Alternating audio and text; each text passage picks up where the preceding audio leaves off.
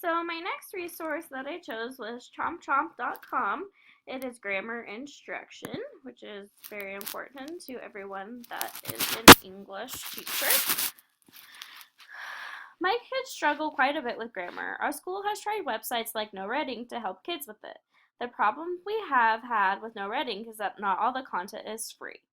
It is super easy to grade and makes kids practice until they get it right. For more complicated lessons like MLA citation, it can take kids up to 10 minutes to get all the way through if they are really struggling.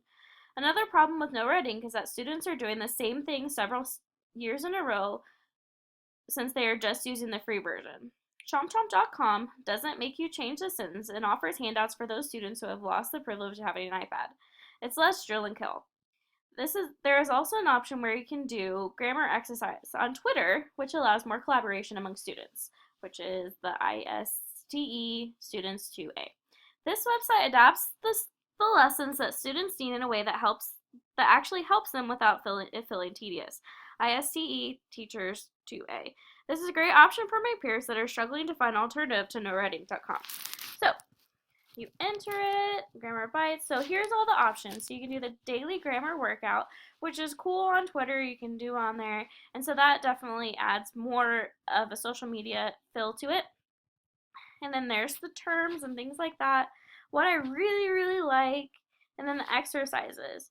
So, cool thing about this, so they can go in and the apostrophes with no red ink, you have to go in, and if you don't click it just right, or if you don't capitalize something, it automatically counts you wrong, and then you drop back down.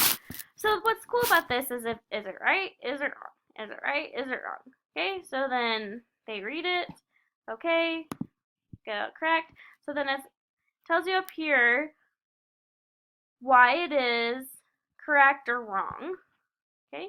And then there's also handouts for the kids that don't have a privilege, which is really a big struggle for me, trying to find things for them to do when they're supposed to be doing their reading and they don't have their iPads. Okay, so buy your own pens, you cannot borrow ours. So then it says, okay, so instead of actually having to put the apostrophe in there, it actually describes it. So where should it be? Should it be there?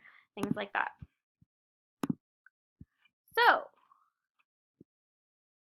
this would be a little harder for some kids because they're like, wait, what? And especially for ones that have several languages. But if you get it wrong,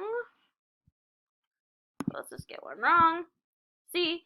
Okay, so then it describes it. So possesses is a verb, no apostrophe is needed. So then it tells the score.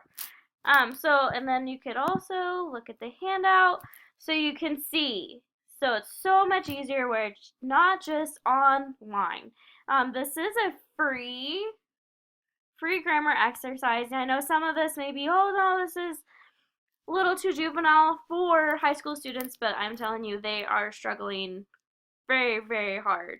It's very, very difficult for them because they didn't get as much grammar as older kids do. So this is great, especially with the handouts. It looks a little juvenile, but then there's also other options to for those that are higher learning. So it's not as tedious, not as much drill and kill. It's much more interactive. So that's what I really like about chompchomp.com. Definitely fun, and it gives them lots of other options. And then having a Twitter on there gives them that social media aspect.